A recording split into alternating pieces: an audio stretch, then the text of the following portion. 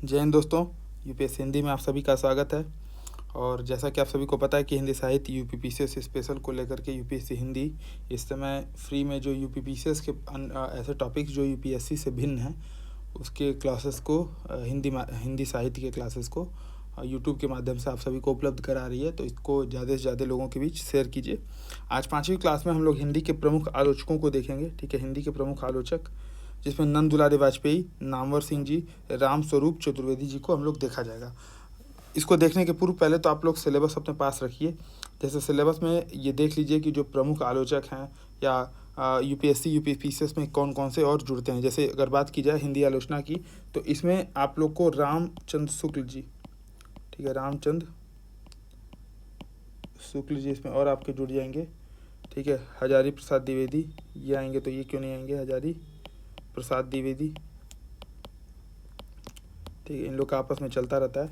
तो हजारी प्रसाद द्विवेदी जी, आचार्य रामचंद्र शुक्ल जी, रामविलास शर्मा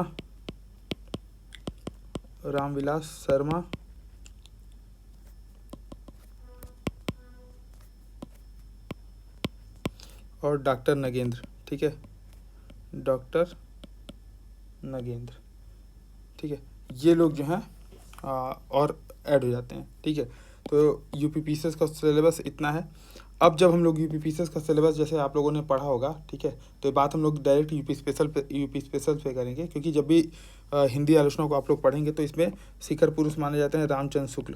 ठीक है, रामचंद्र शुक्ल जी इसमें शिखर पुरुष माने जाते हैं। और हिंदी आलोचना को रामचंद्र शुक्ल के आधार पर शुक्ल पूर्व हिंदी आलोचना, शुक्लोत्तर हिंदी आलोचना और शुक्लयुगीन हिंदी आलोचना 3 भागों में बांटा जाता है। ठीक है, इस बात को ध्यान देंगे, यानी कि शुक्ल पूर्व, शुक्लयुगीन और शुक्लोत्तर जो हिंदी आलोचना है उसके प्रमुख लोगों में इन 7 लोगों का भी हम लोगों ने जिनका जिक्र किया था वो आते हैं।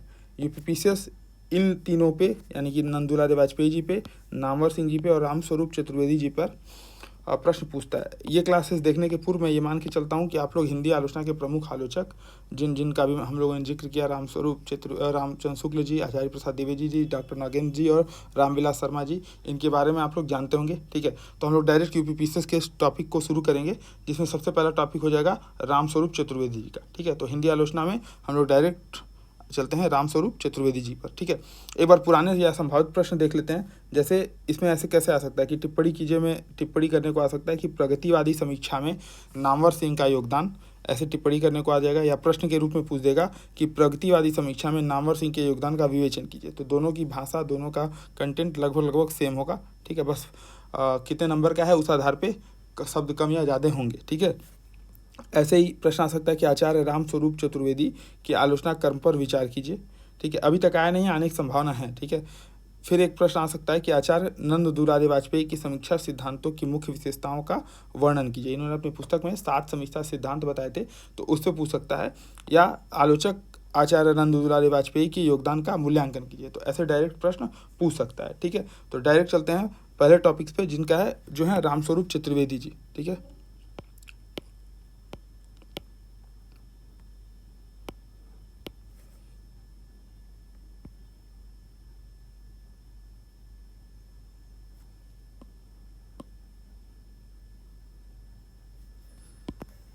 बस एक सेकंड आप लोग थोड़ा सा वेट करिए।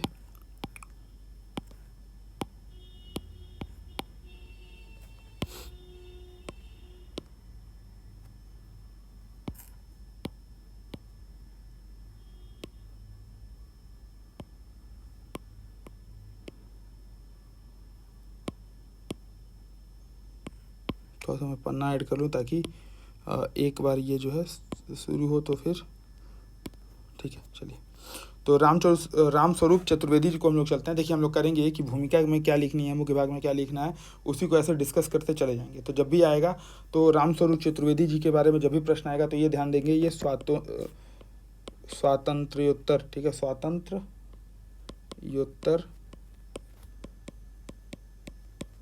हिंदी आलोचना इनकी मतलब स्वातंत्र्योत्तर हिंदी आलोचना के महत्वपूर्ण स्थान, मतलब रामस्वरूप चतुर्वेदी जी का स्वातंत्र्योत्तर हिंदी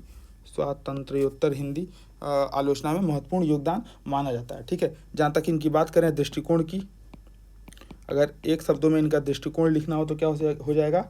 इनका ये मानना था कि साहित्य की महत्ता भाषा पर टिकी है, ठीक है, भाषा पर टिकी है। ये मानते थे साहित्य की महत्ता भाषा पर टिकी है। तो इस दृष्टिकोण को ध्यान में रखते हुए रामस्वरूप चतुर्वेदी जी अपना आलोचना कर्म करते थे, ठीक है। तो जब भी प्रश्न आएगा तो ये चीज़ें जरूर लिखेंगे कि स्वातंत्र्योत्तर हिंदी आलोचना के शिखर पुरुष के रूप में रामस्वरूप चतुर्वेदी जी एक महत्वपूर्ण आलोचक के रूप में उभरते हैं, ठीक है। उनकी आलोचना पुस्तक का कुछ नाम लिख देंगे। तो कुछ पुस्तकें, प्रमुख पुस्तकें कौन कौन सी हो जाएंगी? तो भूमिका में ही बता देंगे प्रमुख पुस्तकें, ठीक है, जैसे कि नवलेखन, ठीक है, सॉरी ये हिंदी नवलेखन था, हिंदी नवलेखन, भाषा और संवेदना,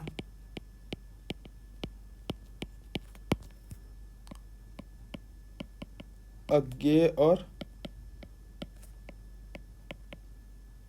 आधुनिक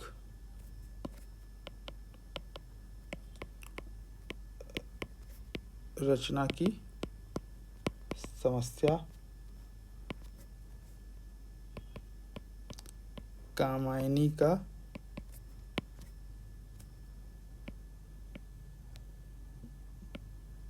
पुनर्मूल्यांकन, ठीक है, कामायनी का पुनर्मूल्यांकन हो गया, हिंदी नवलेखन हो गया, भाषा और संवेदना हो गया, ठीक है, हिंदी साहित्य और संवेदना का विकास, हिंदी साहित्य, ये कैसे भूला जा सकता है, हिंदी साहित्य और संवेदना का विकास, ठीक है। इस प्रकार इनमें से कुछ पुस्तकों का नाम आप लिख सकते हैं, ठीक है। इसके अलावा प्रसाद निराला अज्ञेय, ठीक है, प्रसाद निराला अज्ञेय, ठीक है।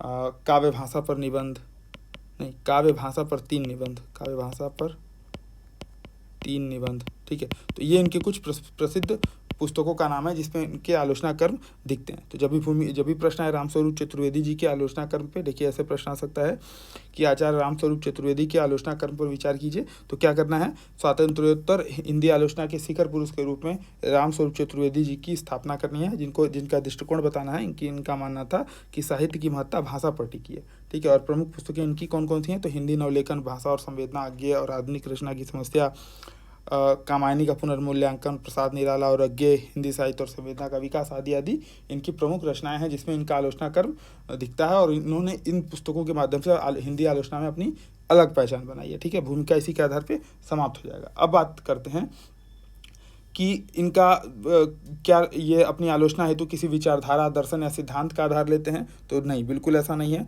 रामस्वरूप चतुर्वेदी जी, ठीक है, RS चतुर्वेदी, हम लोग ऐसे RSC नाम लिख देते हैं, ठीक है, RSC, रामस्वरूप चतुर्वेदी। ये बेसिकली क्या होता है? किसी विचारधारा, सिद्धांत, ठीक है, तो किसी विचारधारा, सिद्धांत या दर्शन का आधार नहीं लेते हैं, ठीक है, दर्शन का आधार नहीं, ठीक है, आधार नहीं, यानी कि ये बेसिकली मूल प्रकृति में कैसे माने जाएंगे? तब स्वच्छंदतावादी आलोचक, ठीक है। तो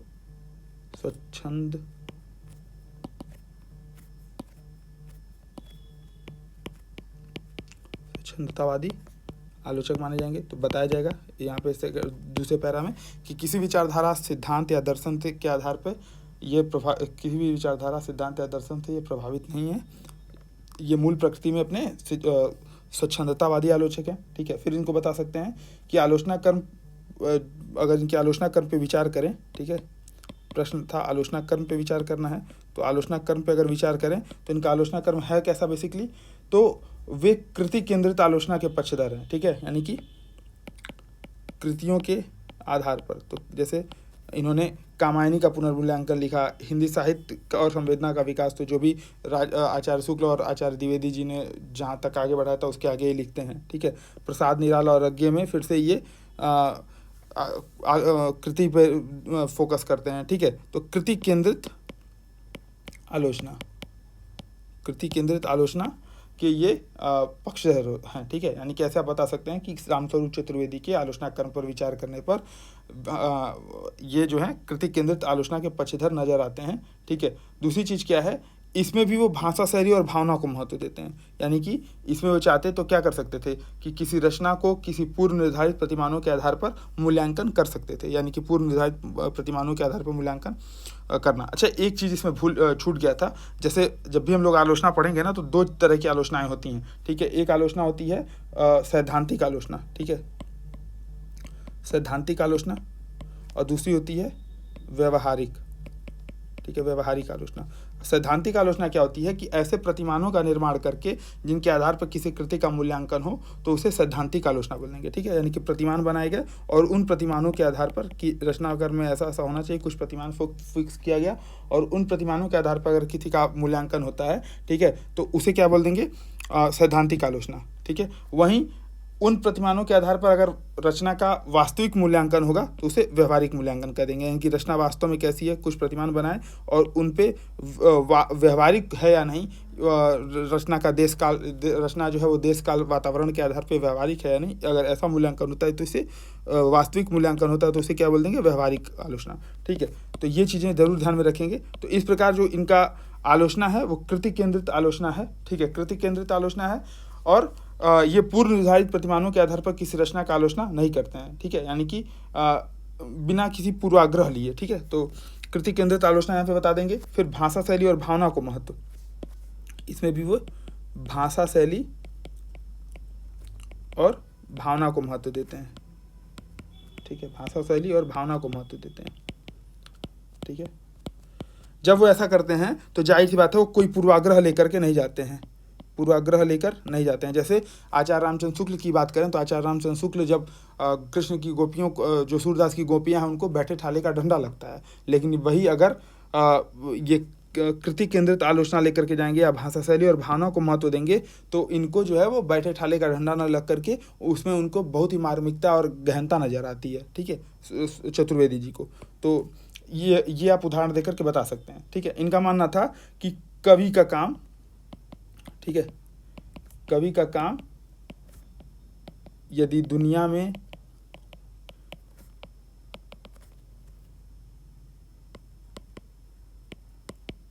ईश्वर के कामों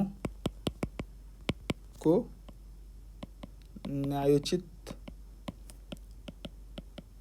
बताना है तो साहित्य इतिहासकार का काम क्या हो जाएगा, साहित्य के विकास प्रक्रिया को बताना, ठीक है, साहित्य के विकास प्रक्रिया।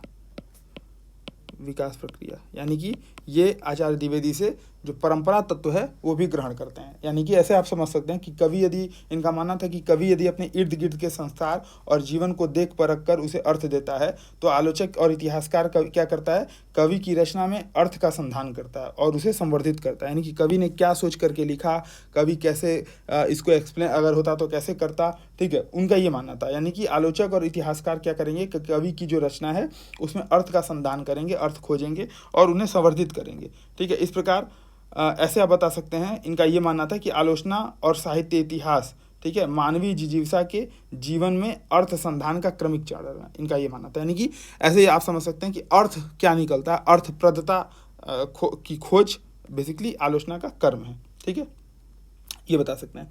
दूसरा चीज़ क्या है, इनका मानना था कि भाषा की अपनी सामान्य जो प्रकृति है, ठीक है, वो अर्थ क्षमता के कारण संभव होती है। तो यानी कि भाषा पे बहुत ज़्यादा जोड़ रहे हैं, ठीक है, भाषा पे जोड़ दे रहे हैं, भाषा की प्रकृति अपनी अर्थ क्षमता के कारण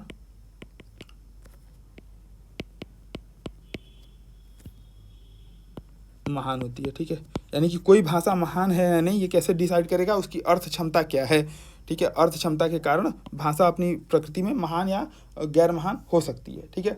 वस्तुतः रामस्वरूप चतुर्वेदी जी का जो आलोचना दृष्टि है उसके केंद्र में भाषा की सृजनात्मकता है, ठीक है, भाषा पे बहुत ज़्यादा जोर है, भाषा की सृजनात्मकता, ठीक है, सृजनात्मकता भाषा की सृजनात्मकता पे बहुत ज़्यादा जोर देते हैं। ठीक है, वे भाषा और अनुभूति के अद्वैत को सृजनात्मकता की चरम निष्पत्ति मानते हैं, यानी कि भाषा और अनुभूति इनके जो अद्वैत है वो क्या मिलकर क्या बनाएंगे, सृजनात्मकता की निष्पत्ति करेंगे। ठीक है, यानी कि भाषिक विश्लेषण के द्वारा वे रचना में केंद्रित संदर्भ तक पहुंचने की कोशिश करेंगे कि रचनाकार बेसिकली कहना क्या चाहता है। और 3 इडियट का डायलॉग है ना, कहना क्या चाहते हो, तो वही कहना क्या चाहता है कवि। ठीक है, ये अर्थ क्षमता के आधार पर भाषा को सृजनात्मक मानते हैं, यानी कि भाषा की सृजनात्मकता इनकी आलोचना दृष्टि के केंद्र में है। भाषा को ये बहुत ज़्यादा महत्व देते हैं। तो जब भी उत्तर लिखेंगे तो इन सब चीज़ों को जरूर बताएंगे। ठीक है, अब इस स्थिति में क्या होता है कि ये जहाँ पर आधुनिक, ठीक है, जहाँ पे ये ऐसे दृष्टिकोण रखने के कारण ये जहाँ पे आधुनिक जो कवि हैं, आधुनिक कवि, ठीक है, आधुनिक कवि जैसे निराला, ठीक है, प्रसाद, अज्ञे, इनका मूल्यांकन कर पाते हैं। वहीं जो है ये भक्तिकालीन कवि या पुराने प्राचीन कवि जैसे भक्ति कवि जैसे तुलसी, ठीक है, कबीर, तुलसी कबीर हो गए, सूर आदि का भी मूल्यांकन कर सकते हैं। ठीक है, मूल्यांकन करते हैं। एक चीज़ और इनमें देखना है, ठीक है, ये थोड़ा सा मैं मिटा दे रहा हूँ, तो ये आप लोग नोट डाउन कर लीजिएगा। ठीक है, ये चीज़ें जरूर बताना है। ठीक है, एक बिंदु और यहाँ पे इनके आलोचना कर्म में निकल के सामने आता है कि भाषा की सृजनात्मकता को ये बिंब विधान की स्थिति में सर्वाधिक, मतलब बोलते हैं कि भाषा जो है, भाषा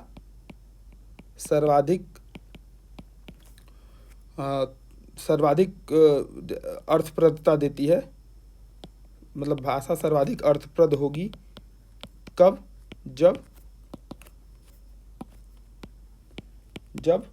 बिंब विधान सर्वाधिक होगा, बिंब विधान सर्वाधिक होगा, यानी कि बिंब विधान को भी महत्ता देते हैं, बिंब विधान सर्वाधिक होगा। ठीक है, जैसे शुक्ल जी का क्या मानना था कि कविता में अर्थ ग्रहण ही नहीं बल्कि बिंब ग्रहण भी अपेक्षित है। शुक्ल जी अपनी आलोचना दृष्टि में बताते हैं कि कविता में अर्थ ग्रहण ही नहीं बल्कि बिंब ग्रहण भी अपेक्षित है। तो वैसे ही ये भी शुक्ल जी का समर्थन करते हैं वहाँ पे इस बिंदु पर कि भाषा सर्वाधिक अर्थप्रद होगी जब बिंब विधान को सर्वाधिक महत्व मिलेगा। ठीक है, महत्व मिलेगा। तो इस प्रकार ये बिंब में, भाषा में, ठीक है, इन सब चीज़ों में ये ज़्यादा फोकस करते हैं। अब जाहिर सी बात है इन सब बिंदुओं को आप यहाँ पे बता सकते हैं और फिर अंत में बताएंगे कि रामस्वरूप चतुर्वेदी जी की जो आलोचनात्मक पद्धति है उसका महत्वपूर्ण विश्लेषण क्या है, तुलनात्मक विवेचन। ठीक है, तुलनात्मक विवेचन।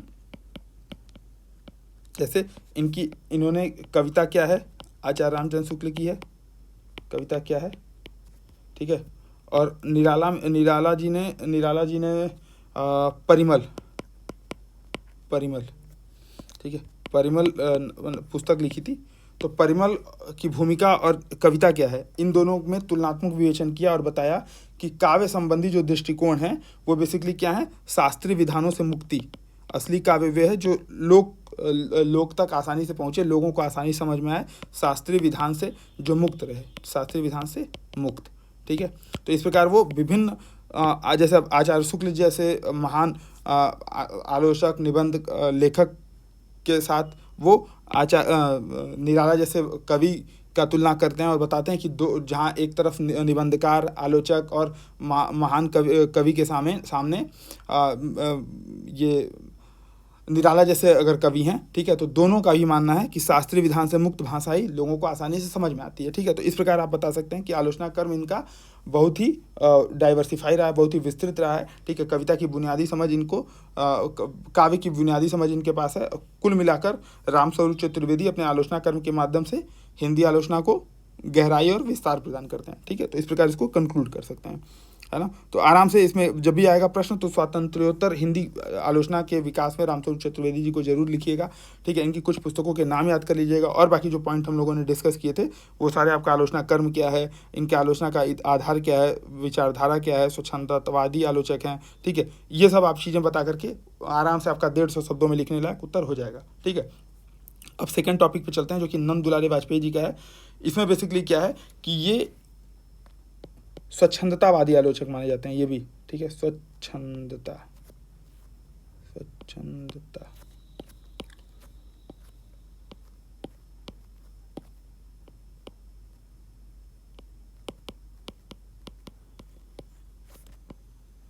ठीक है, स्वच्छंदतावादी आलोचक माने जाते हैं। अब बेसिकली क्या है कि आचार्य शुक्ल की जो शास्त्रीय मान्यताएं थीं वो बेसिकली थीं कि जनता की चित्रवृत्तियों का संचित प्रतिबिंब, ठीक है। और आचार्य नंद दुलारी जो वाजपेयी हैं वो हिंदी की स्वच्छंदतावादी समीक्षा के महत्वपूर्ण स्तंभ माने जाते हैं, इनकी स्वच्छंदतावादी आलोचकों में महत्वपूर्ण माने जाते हैं। इनकी जो समीक्षा है वो बेसिकली ये द्विवेदी युग से ही समीक्षा में आ जाते हैं, ठीक है, द्विवेदी युग में आ जाते हैं। और आचार्य द्विवेदी जी के साथ, हजारी प्रसाद द्विवेदी जी के साथ रहते भी हैं, काम भी करते हैं, ठीक है। तो जाहिर सी बात है आचार्य द्विवेदी जी जैसे तेन को हडसन ने खारिज किया वैसे ही शुक्ला जी को द्विवेदी जी ने खारिज किया हर क्षेत्र में, ठीक है। उसी प्रकार नंद दुलारी वाजपेयी जो द्विवेदी जी के साथ रहते हैं तो ये भी शुक्ल जी को थोड़ा बहुत खारिज करने का प्रयास करेंगे ही करेंगे, ठीक है। तो अब क्या होता है कि ये कुछ पुस्तकें, ठीक है, प्रमुख पुस्तकें इनकी देख लेते हैं, प्रमुख पुस्तकें, ठीक है, जैसे हिंदी साहित्य 20वीं शताब्दी, हिंदी साहित्य 20वीं शताब्दी, ठीक है, आधुनिक साहित्य,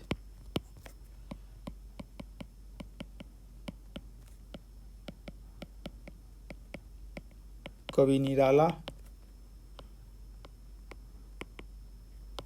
जयशंकर प्रसाद, ठीक है, महाकवि सूरदास, ठीक है। इसके अलावा नई कविता, नए संदर्भ, नए साहित्य, नए प्रश्न, ठीक है, इसको भी लिख ही देता हूँ, नई कविता, नए संदर्भ, ठीक है। एक और था इनका नए साहित्य, नए प्रश्न, ठीक है, नए प्रश्न एक ही में था ये, ठीक है, नए साहित्य नए प्रश्न दोनों एक ही में था। तो ये दो चार पांच बुक के नाम है जिनके आधार पे आप इनकी चर्चा कर सकते हैं, ठीक है, नंद दुलारी वाजपेयी जी की। और इसमें से कम कोशिश करिएगा कि 2 या 2 से अधिक बुक आपको याद रहे, ठीक है। इनका भाई अभी हम लोगों ने सैद्धांतिक और व्यवहारिक आलोचना की चर्चा की, तो इनका प्रमुख क्या रहता है कि ये जो है सैद्धांतिक और व्यवहारिक दोनों प्रकार की आलोचनाओं में अपने क्षमता का प्रदर्शन करते हैं। तो भूमिका में क्या बताएंगे कि स्वच्छंदतावादी शुक्लोत्तर युगीन हिंदी साहित्य आलोचना में स्वच्छंदतावादी आलोचक के रूप में नंद दुलारी वाजपेयी जी का योगदान बहुत ही महत्वपूर्ण है, जो न केवल सैद्धांतिक आलोचना करते हैं बल्कि व्यवहारिक आलोचना के माध्यम से भी अपनी आलोचनात्मक क्षमताओं का प्रदर्शन करते हैं, ठीक है। यानी कि बेसिकली सैद्धांतिक और व्यवहारिक दोनों आलोचनाएं करके वे समन्वयवादी समीक्षक माने जाते हैं, ठीक है। भूमिका में इस चीज़ को बता देंगे एकदम आराम से, ठीक है। अब इनके प्रमुख जैसे आलोचना में इनकी एक बुक थी हिंदी साहित्य और 20वीं शताब्दी, ठीक है। हिंदी साहित्य और 20वीं शताब्दी में ये बताते हैं कि आलोचना में 7 बातों का ध्यान रखना है, 7 बातों का ध्यान, ठीक है। अब प्रश्न देखिए जो पूछा था वो इसी पूछा भी था, ठीक है।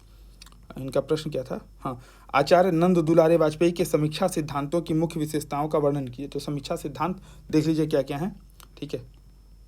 तो 7 बातों का ध्यान रखना था। पहला, कवि की अनुभूति, कवि कैसा अनुभूत कर रहा है, ठीक है। कलात्मक सौष्ठव कैसा है काव्य में, सौष्ठव का अध्ययन, ठीक है। तकनीक या शैली का प्रयोग कैसा है काव्य में। समाज एंड समय, समाज और समय की प्रेरणाएं कैसी हैं, कवि अपने समाज और समय से कैसे प्रेरणाएं लेता है, ठीक है। कवि की जीवनी और रचना पर जीवन का प्रभाव, कवि के जीवन का प्रभाव क्या है। जैसे प्रसाद का जब मूल्यांकन करते हैं तो बताते हैं, निराला का मूल्यांकन करते हैं तो बताते हैं कि निराला किस प्रकार जीवन भर उनका कष्ट में बीता, उसके आधार पर उनका मूल्यांकन करते हैं, ठीक है। और क्या था, कवि के दर्शन, सामाजिक विचारधाराएं, ये सब कैसी थी, ठीक है। कवि का दर्शन कैसा था, सामाजिक और राजनीतिक विचारधाराएं कैसी थी, ठीक है। इसके अलावा काव्य के जीवन संबंधी सामंजस्य और संदेश का अध्ययन, काव्य में जीवन संबंधी सामंजस्य कैसा है, और क्या काव्य कुछ संदेश दे रहा है, सामंजस्य, ठीक है, और संदेश का अध्ययन ये करते हैं, ठीक है। तो 1 2 3 4 5 6 7, ठीक है। जब भी जाइएगा पीसेस में तो ये याद करके जाइएगा। और ऊपर से नीचे के क्रम में इनका माना था कि कवि की अनुभूति सबसे ज़्यादा महत्वपूर्ण है, उसके बाद कलात्मक सौष्ठव, फिर तकनीकी शैली, फिर समाज और समय की प्रेरणा कैसी है, और कवि की जीवनी रचना पर जीवन का प्रभाव कैसा है, कवि का दर्शन कैसा है, सामाजिक राजनीतिक विचारधाराएं से वो किस प्रकार प्रभावित होता है, काव्य के जीवन संबंधी जो सामंजस्य है या संदेश क्या है काव्य में, इस पे वो मूल्यांकन करते हैं, ठीक है। तो इन 7 बातों का ध्यान रखना है ऊपर से बढ़ते के क्रम में, यानी कि सबसे ज़्यादा वो महत्व देते हैं कवि की अनुभूति को, और सबसे न्यून महत्व देते हैं काव्य के जीवन संबंधी सामंजस्य या संदेश को, ठीक है। सामाजिक विचारधाराओं को भी जाहिर सी बात है कम देंगे, तो यही फिर इनकी आलोचना भी हो जाएगी, ठीक है। तो अब एक बार देख लेते हैं आगे। अब जाहिर सी बात है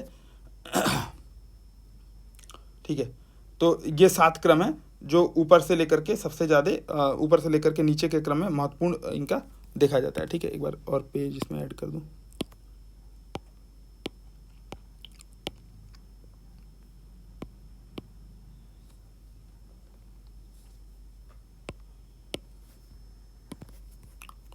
ठीक है। तो ये चीज़ें बता सकते हैं।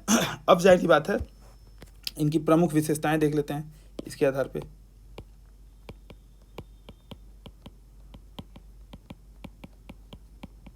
ठीक है। तो ये सैद्धांतिक आलोचना और व्यवहारिक आलोचना दोनों में है बेसिकली, लेकिन सैद्धांतिक आलोचना में ये ज़्यादा इन चीज़ों का ध्यान रखा जाता है क्योंकि सिद्धांत बना दिया, ठीक है। तो सैद्धांतिक आलोचना में आप इसको ज़्यादा महत्वपूर्ण मान सकते हैं। तो प्रमुख विशेषताएं क्या हो जाएंगी सैद्धांतिक और व्यवहारिक दोनों की, हालांकि व्यवहारिक को अभी हम लोग अलग से भी देख लेंगे, लेकिन सैद्धांतिक और व्यवहारिक दोनों में ये चीज़ें दिखती हैं, ठीक है।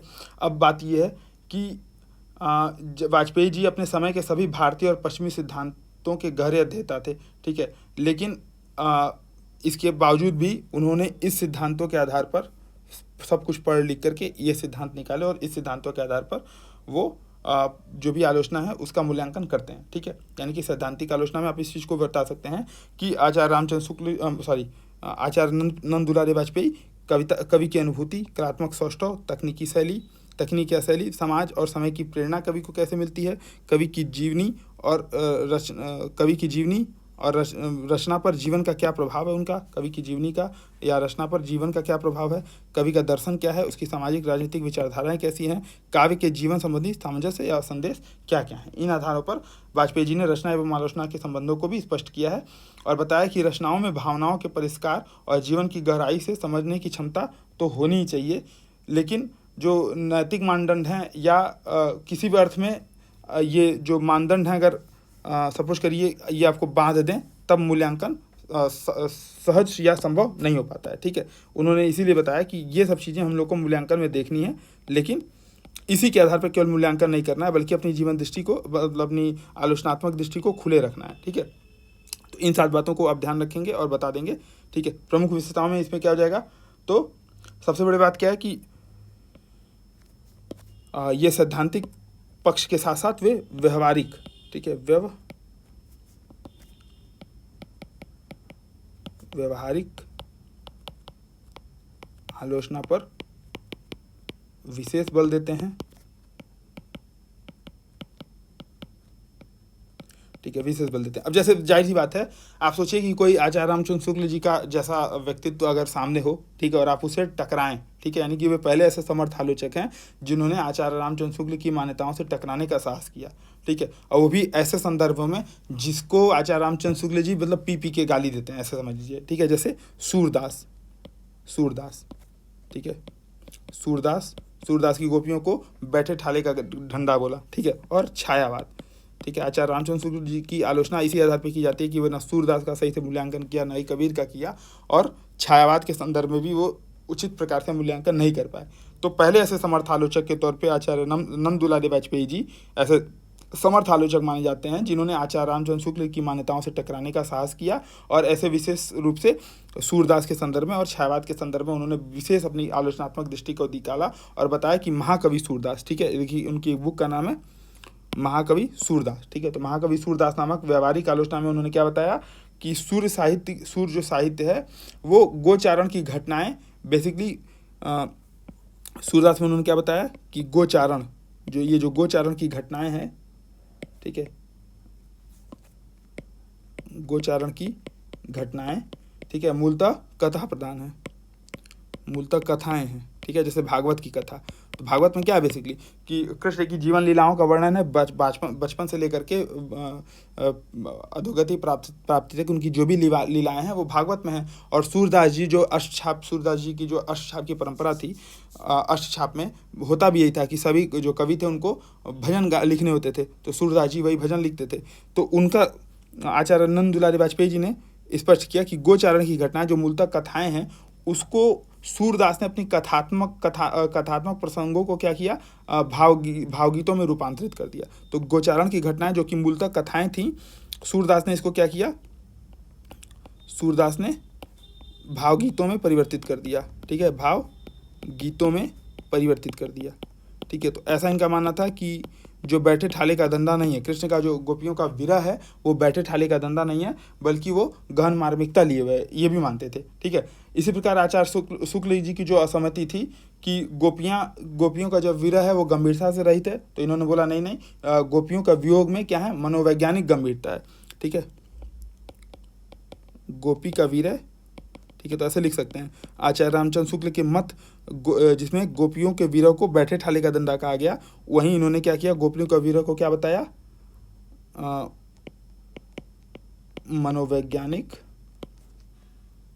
मनोवैज्ञानिक गंभीरता से युक्त, ठीक है, गंभीरता से युक्त बताया, ठीक है। तो इस प्रकार बता सकते हैं। इसके अलावा छायावाद संबंधी जो विवेचन है, ठीक है, छायावाद संबंधी विवेचन है, वो यहाँ पर क्या होता है कि जो शुक्ल जी हैं, ठीक है, छायावाद के संदर्भ में फिर यहाँ पे शुक्ल जी आएंगे, क्योंकि शुक्ल जी कुछ लिख के नहीं गए, क्योंकि वो हालांकि लिख के नहीं गए, तो वो बताए कि कविता में मार्मिक तथ्य होना चाहिए जो कि सामान्य व्यक्ति को आसानी से शामिल हो, ठीक है। रहस्यवादी अनुभूति को कविता का शत्रु मानते थे शुक्ल जी, ठीक है। ये मानते थे कि रहस्य, इसीलिए ये कबीर के भी काव्य का उचित प्रकार से मूल्यांकन नहीं कर पाए। रहस्यवादी अभिव्यक्ति को काव्य का शत्रु मानते थे, ठीक है, काव्य का शत्रु मानते थे, ठीक है। तो वाजपेयी जी ने क्या बोला कि स्थूल अनुभूति से बेहतर है कभी कभी आध्यात्मिक या रहस्यवादी अनुभूति, ठीक है। काव्य का शत्रु ये कौन मानता था, आचार्य शुक्ल मानते थे। तो वाजपेयी जी ने क्या बोला कि कभी कभी स्थूल अनुभूति से बेहतर क्या है, स्थूल मतलब ऊपरी, ठीक है, स्थूल आपको डायरेक्ट बता दिया जा रहा है, उससे बढ़िया क्या है, आध्यात्मिकता। स्थूल अनुभूति से बेहतर है आध्यात्मिकता, ठीक है, तो बताएंगे इसको, ठीक है, आध्यात्मिकता बेहतर है। इसके अलावा जैसे आचार्य शुक्ल रसवादी थे, ठीक है, और उनका रसवाद किस पे था, लोक मंगलवाद पे, ठीक है। आचार्य शुक्ल जो है बेसिकली रसवादी व्याख्या करते थे, और ये रसवाद किस पे था, लोक मंगलवाद पे, ठीक है, लोक मंगलवाद पे, ठीक है। जिसके कारण ये क्या करते हैं, प्रसाद और पंत जैसे कवियों में उनको रसात्मकता का अनुभव नहीं होता, उनको लगता है यार ये तो अपना खुद का ही रो रहे हैं, ठीक है। रसवादी लोक मंगलवाद से उसको प्रभावित नहीं मानते हैं, ठीक है। लेकिन वाजपेयी जी क्या बताते हैं कि नहीं, रसवाद की जो धारणा है, लोक मंगलवाद है, उससे अलग किया जाना चाहिए, यानी कि रसवाद को केवल लोक मंगलवाद या नैतिकता से न जोड़ करके और अन्य अर्थों में भी देखना चाहिए। इस प्रकार वो क्या करते हैं, तब प्रसाद और निराला का मूल्यांकन बेहतर से कर पाते हैं, निराला का मूल्यांकन बेहतर से कर पाते हैं, ठीक है। तो इस प्रकार आप इस चीज़ों को बता सकते हैं कि कुछ चीज़ें हैं, ठीक है। जैसे मार्क्सवादी मतलब मार्क्सवाद के हालांकि पूर्णतः प्रभावित नहीं है, ठीक है, हालांकि मार्क्सवाद का उन पर पूर्णतः प्रभाव नहीं है, लेकिन तब भी थोड़ा बड़ा उनके जैसे ऐसे बता सकते हैं कि आचार्य वाजपेयी का जो व्यवहारिक आलोचना है वो कुछ अन्य क्षेत्रों में भी व्यक्त हुआ है, ठीक है। जैसे कि आधुनिक कविता में प्रगतिवाद, प्रयोगवाद, नई कविता, ठीक है, तीनों पे उन्होंने लिखा है, लेकिन प्रगतिवाद उनको थोड़ा सा जंचा नहीं, ठीक है। मार्क्सवाद के प्रभाव के कारण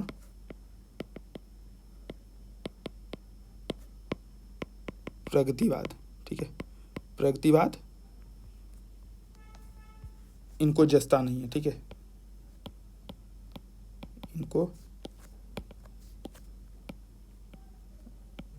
जचता नहीं है, ये बता सकते हैं। तो मार्क्सवाद का प्रभाव इन पे थोड़े से शुरुआत में जो इनका रचना कर्म है उसमें भले देखा जा सकता है, लेकिन बाद में वो इसको खारिज करते हुए नजर आते हैं। ठीक है, ये बता सकते हैं, कुछ इनकी सीमाएं बता सकते हैं। ठीक है, सीमाएं, तो सीमाएं क्या हो जाएंगी कि सैद्धांतिक आलोचना पर व्यवस्थित रूप से कुछ नहीं लिखा, ये केवल 7 सिद्धांत दे दिए। ठीक है, और इसके अलावा व्यवस्थित रूप से कुछ नहीं लिखा, तो व्यवस्थित लेखन नहीं, व्यवस्थित लेखन नहीं। वो दावा करते हैं कि भाई हम सैद्धांतिक आलोचना भी लिखते हैं, लेकिन उस पर कुछ व्यवस्थित लेखन नहीं किया। ठीक है, इसके अलावा साहित्य की समीक्षा में जो सामाजिक उद्देश्य है उसको नज़रअंदाज करते हैं। आप देखिए, अंतिम स्थान पे रखते हैं। ठीक है, सामाजिक विचारधाराओं को अंतिम स्थान पे रखते हैं, तो सामाजिक उद्देश्य को पीछे रखते हैं।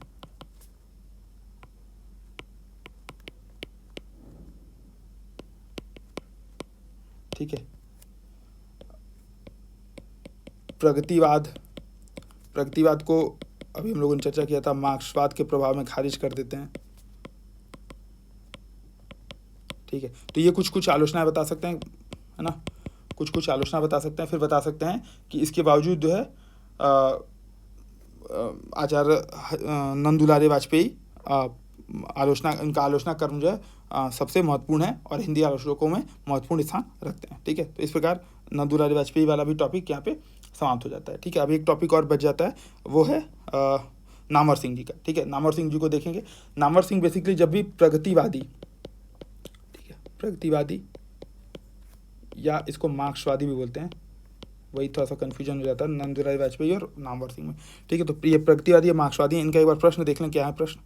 ठीक है, प्रश्न था प्रगतिवादी समीक्षा में नामवर सिंह के योगदान पर टिप्पणी करना है या प्रगतिवादी समीक्षा में नामवर सिंह के योगदान का विवेचन करना है। ठीक है, तो अब देखिए, चलते हैं नामवर सिंह पे। तो प्रगतिवादी इनको बोला जाएगा प्रगतिवादी हिंदी आलोचना के सशक्त हस्ताक्षर के रूप में नामवर सिंह का योगदान शुक्लोत्तर आलोचना में महत्वपूर्ण है। ठीक है, शुक्लोत्तर युगीन आलोचना में महत्वपूर्ण है। ठीक है, तो शुक्लोत्तर युगीन में, ठीक है, महत्वपूर्ण है। इनका क्या है, बेसिकली ये प्राचीन साहित्य के साथ साथ नए से नए हिंदी कवियों और लेखकों को भी आलोचना का विषय बनाते हैं। ठीक है, शुक्लोत्तर युगीन हिंदी आलोचना में महत्वपूर्ण है, जहाँ वे, ठीक है, महत्वपूर्ण है जहाँ वे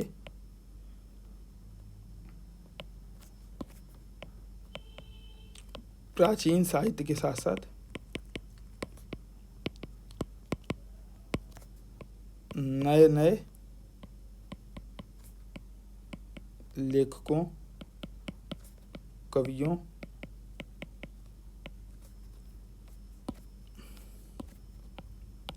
को आलोचना का विषय बनाते हैं।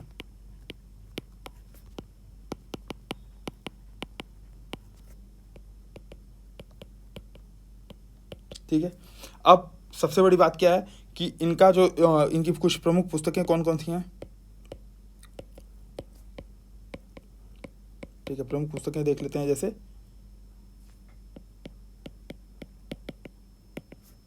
हिंदी के विकास में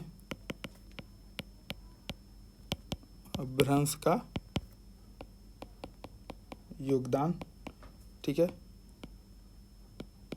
पृथ्वीराज रासो, ये इनका बेसिकली एक पाठशोध था हजारी प्रसाद द्विवेदी जी के साथ। ठीक है, एक महत्वपूर्ण पुस्तक है छायावाद। ठीक है, और इसमें क्या करते हैं वे, बेसिकली छायावाद में जो विभिन्न कविताएं हैं उनके नाम से शीर्षक बनाते हैं, उनकी पंक्तियों से लेकर के कुछ शीर्षक बनाते हैं और उसका मूल्यांकन करते हैं छायावाद का। ठीक है, कामायनी है। ठीक है, कविता के नए प्रतिमान। ठीक है, कविता के नए प्रतिमान, है ना। इसके अलावा मतलब ये सब थोड़ा सा और क्या था, ठीक है, कोई बात नहीं। तो कविता के नए प्रतिमान, ये सब बुकों का नाम आप बता दीजिएगा कि हिंदी के विकास में अपभ्रंश का योगदान, पृथ्वीराज रासो, छायावाद, कामायनी, कविता के नए प्रतिमान आदि में इनका आदि के माध्यम से इनकी आलोचना कर्म का मूल्यांकन किया जा सकता है। ठीक है, प्रश्न क्या था एक बार देख लिया जाता कि आसान रहे। हाँ, नामवर सिंह के योगदान का महत्व करना है प्रतिवादी समीक्षा में। ठीक है, तो अब क्या बताएंगे कि ये ये जो है जहाँ तक वे प्राचीन साहित्य का भी मूल्यांकन करते हैं और नए नए लेखकों के कवियों का भी नए लेखक या उनके कवि जो नए कवि हैं उनका भी मूल्यांकन करते हैं। ठीक है, तो अब आलोचक जीवन का शुरुआत इनका किससे माना जाता है, तो हिंदी के विकास में अपभ्रंश के योगदान से ये अपने आलोचक जीवन का शुरुआत करते हैं। ठीक है, तो अब बेसिकली इसमें मार्क्सवादी आलोचनात्मक पद्धति का यहाँ पे दिखती है। ठीक है, तो प्रमुख विशेषताएं देख लेते हैं क्या क्या हैं, या योगदान, प्रमुख विशेषताएं या इसको योगदान भी बोला जा सकता है। ठीक है, योगदान। ठीक है, और ये क्या क्या है, जैसे अब जाहिर सी बात है इनकी जो दृष्टिकोण है कैसा है, दृष्टिकोण ध्यान में रखेंगे, मार्क्सवादी है। ठीक है, तो मार्क्सवाद के आलोक में ये क्या करते हैं, बताते हैं कि जो ये हिंदी के विकास में अपभ्रंश है, जो अपभ्रंश है, ठीक है, अपभ्रंश क्या है, भाव के साथ साथ, भावधारा के साथ साथ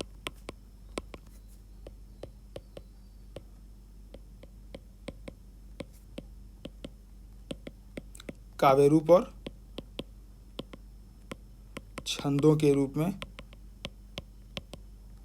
ठीक है, छंदों के रूप में आधुनिक हिंदी को योगदान देता है। ठीक है, आधुनिक हिंदी को योगदान देता है।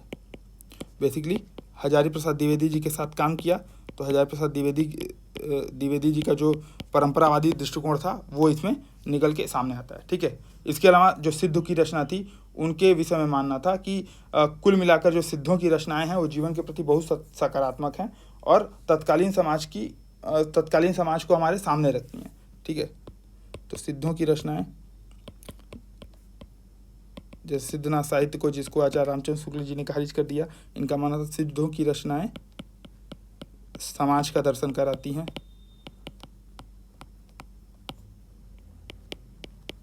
ठीक है, समाज का दर्शन कराती हैं। ठीक है, इसके अलावा बेसिकली छायावाद का जो इनकी बुक है छायावाद, ठीक है, छायावाद ये इनकी प्रसिद्धि का कारण है। तो छायावाद नाम की कृति में नामवर जी ने क्या किया है, छायावाद की जो काव्यगत विशेषताएं हैं उनको स्पष्ट करते हुए उसमें निहित जो सामाजिक यथार्थ है उसका योगदान, उसका उद्घाटन किया। ठीक है, तो क्या बता सकते हैं यहाँ पे कि छायावाद की काव्यगत विशेषताएं बताई हैं, छायावाद पुस्तक में छायावाद की काव्यगत विशेषताएं बताते हुए, ठीक है, सामाजिक यथार्थ का उद्घाटन किया है। इसको मार्क्सवादी दृष्टिकोण से देखा है, सामाजिक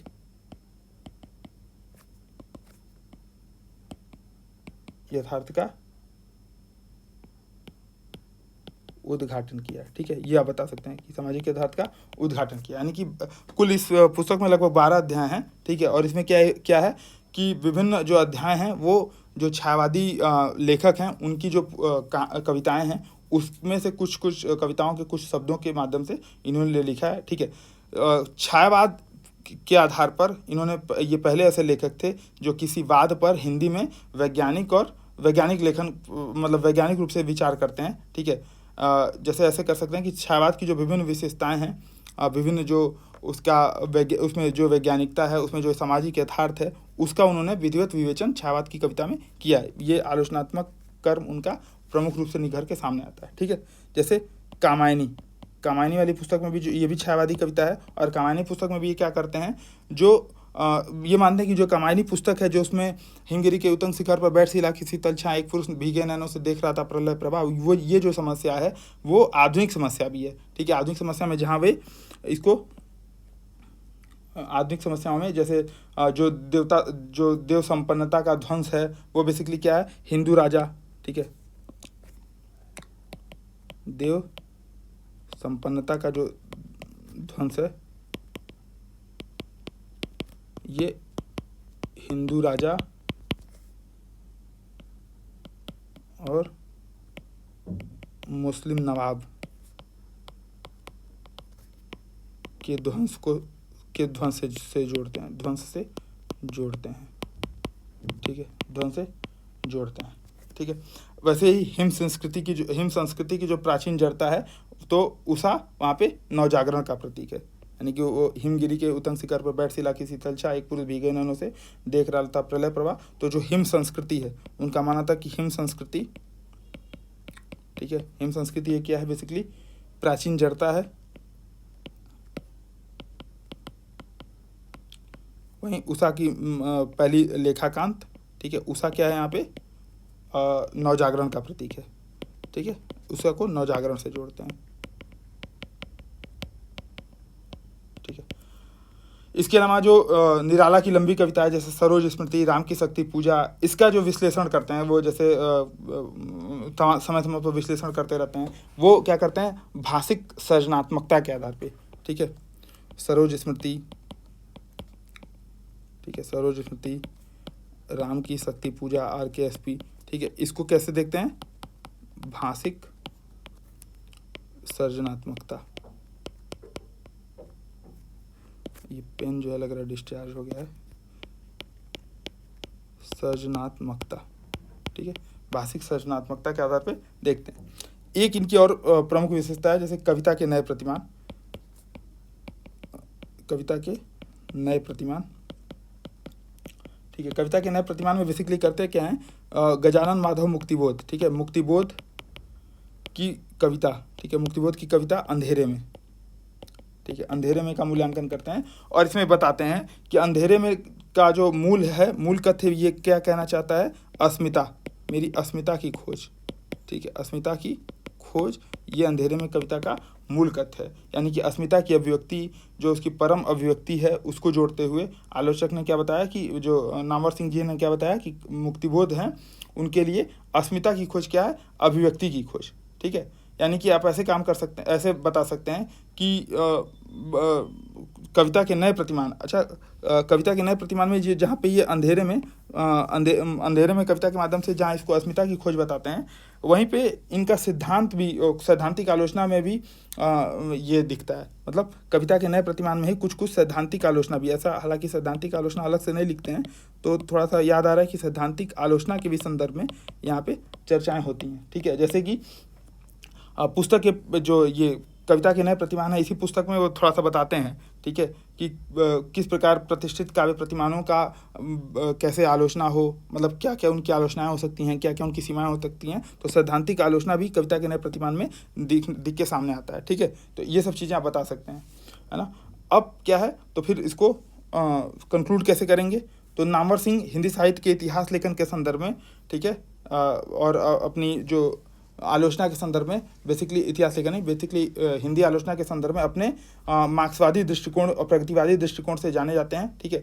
इतिहास और आलोचना के अंतर्गत उनकी व्यापक जो गहराई है, आलोचना के संदर्भ में जो उनकी व्यापक गहराई है, जो आलोचना के गुण हैं, जो महत्वपूर्ण और मौलिक उद्भावनाएं हैं, वो यहाँ पे सामने आती हैं और उनको हिंदी आलोचना के शीर्ष आलोचक के रूप में प्रतिस्थापित करती है, ठीक है। तो इस प्रकार से आप इसको कंक्लूड कर सकते हैं। इसके संदर्भ में अगर आपको कोई भी समस्या हो तो आप कमेंट करके बताइएगा। अगर इन 3 टॉपिक से संबंधित कोई समस्या आती है, इतना 150 शब्दों में लिखने के लिए आपके पास पर्याप्त मटेरियल है, ठीक है। इससे ज़्यादा प्रश्न बड़ा नहीं आएगा और एकदम निश्चिंत होकर के इतने के आधार पर आप तैयारी कर सकते हैं। कोई और समस्या हो तो कमेंट करके बताइएगा। अगर आपको कोई यूपीएससी हिंदी का कोई बैच ज्वाइन करना है तो 9519780078 पर आप मैसेज कर सकते हैं। अभी यूपीएससी हिंदी वर्तमान में NCERT बैच लाने जा रही है, जो कि बहुत ही नाममात्र शुल्क में आपको कक्षा 6 से 12 तक की NCERT 6 to 12, ठीक है, इसकी जो प्रमुख 7 विषय हैं उसकी NCERT के संदर्भ में है ये, ठीक है। तो आपको बेसिकली 1 से 2 दिन के अंदर पूरे शेड्यूल और कैसे कैसे क्लासेस होंगी, लगभग 500 घंटे हैं, ठीक है, लगभग 500 प्लस घंटे की क्लासेस होंगी इसमें, ठीक है। तो तैयार रहिए NCERT बैच ज्वाइन करने के लिए। मिलते हैं नेक्स्ट वीडियोज़ में, तब तक के लिए जय हिंद।